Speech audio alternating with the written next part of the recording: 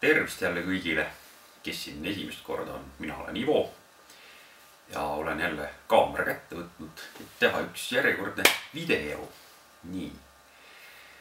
Ja siis selline lugu, et minu kahest fännist ühel tekkis selline videosoov ja mul on hea meel selles suhtes, et vahepeal ongi endal ideedega probleeme. Igastahes tema küsis, et kuidas siis mõjub alkohol ja suitsetamine trennile. Noh, ja sellest saab päris korraliku video tegelikult kokku teha.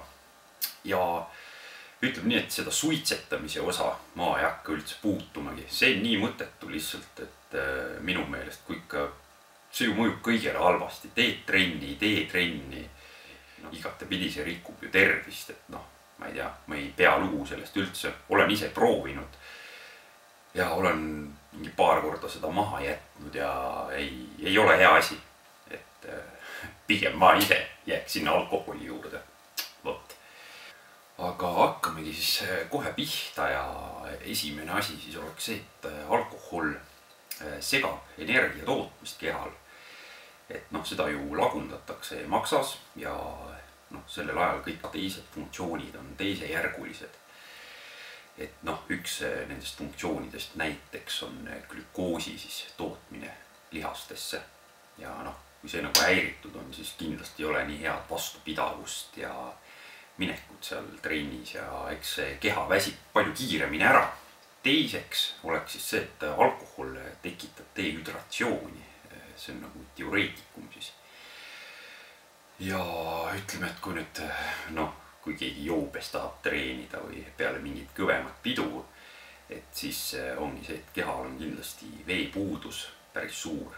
Ja noh, olen muidugi kui kõvasti võetud sai, aga noh, selline mingil tasemel see veepuudus kindlasti on ja keha kindlasti on väsinud sellest.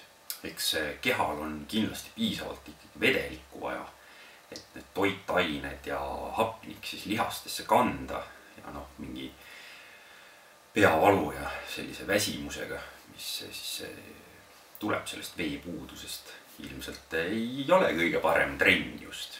Kolmandaks siis alkohol aeglustab närvisüsteemi tööd, siis tekitab sellise lõdvestunud tunde.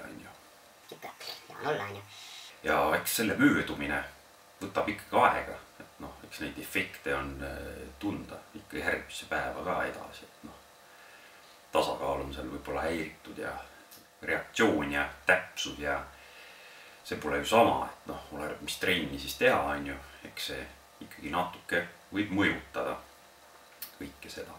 Kohvikonna ja litaks on sees. Nii ja neljandaks on siis selline lugu, et füüsilise koormuse tulemusel siis tekib lihastesse piimhape, nagu me teame, kõik saalis käijad siin. Ja maks jällegi, jõuame jälle sinna maksa juurde tagasi, maks ei suuda siis alkoholi ja piimhapet mõlemat eemaldada kehast.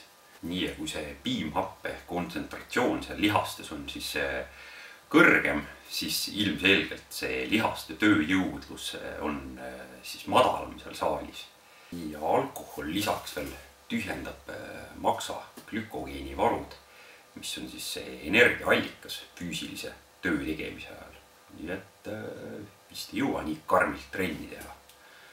Ja mulle ei meeldi tarka panna. Ühesõnaga, mul ei tule kohe välja see. Nüüd mul vist lugemine juba sassi minema. Aga vahet ei ole, panen edasi. Nii ja üks õige eestlane niikuinii ju joomata ei jäta.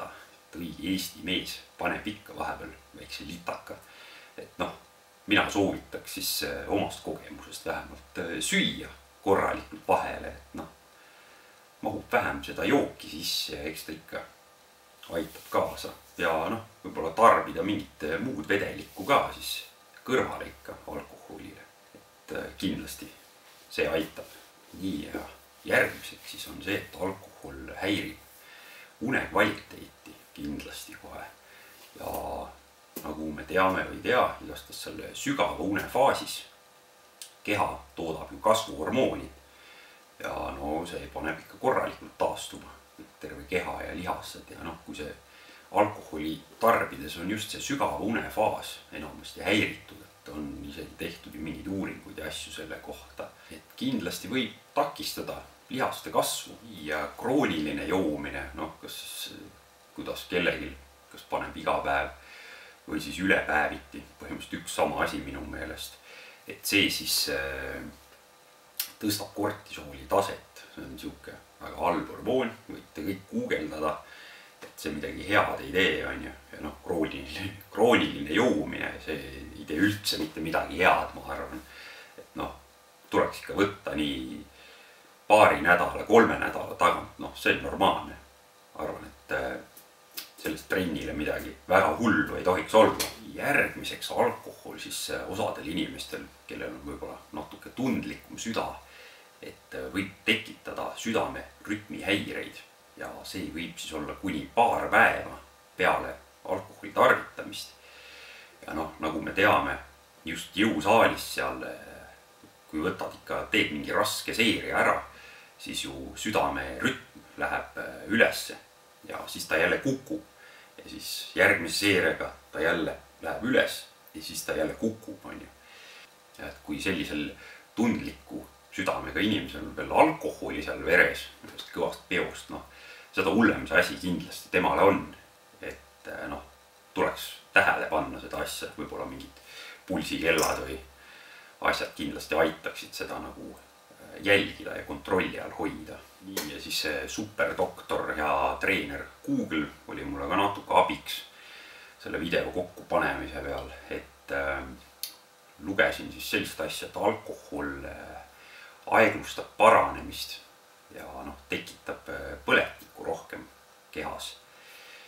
Ja noh, see jutt oli nüüd nii hullult teaduslik, et ma ei hakka seda kõike siin ette kandma, et ma ei ole selline professori tüüpi inimene, et ma ei suuda teha selliseid videosid, lihtsalt ma ei viitsi. Aga jah, et noh, lihtsalt öeldes maakeeli või minu moodi ongi nii, et noh, trenn ka ju rebestab neid lihaskiudusid. Lihastesse tegelikult tekib see põletik ja ütleme, et kui alkohol aeglustab seda paranemist, siis ta kindlasti aeglustab ka seda lihaste taastumist. Nii, ja doktor treener Google'ist lugesin siis veel seda, et mitu tundi võiks siis vahet jääda peale trenni.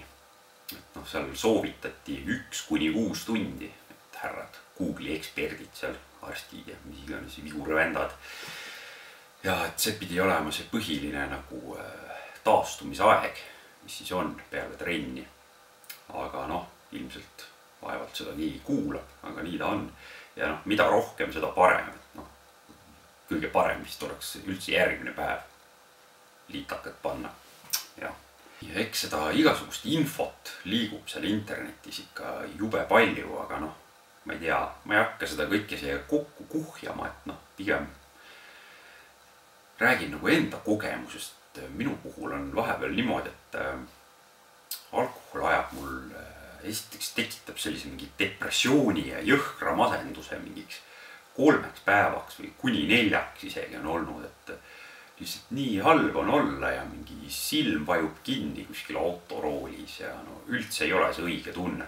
Et sellepärast mina ka nagu ei taha suht tihti juua, et ma võtangi seal korra kuus või korra paari nädala tagant või noh, umbes nii, et pigem ikka mida vähem, seda parem. Edasi on see, et mul tekib põletik kehasse, mul tekivad kõhuvalud ja siis see kõhuvalud kiirgavad mulle kuidagi hammastesse ja siis täpselt siia paremasse silma.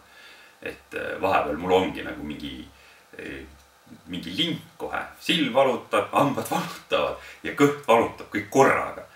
Ja siis ongi kuskil istud kuskil tööl ja siis kügeled seal kuidagi. Seda muidugi väga harva, aga ikkagi on juhtunud ja mulle üldse see tunne ei meeldi, et see häirib jubedalt kõik ülejäänud elu. Minu meelest alkohol tekitab neid igasugu isusid, kas siis järgmine päev või juba sama päev.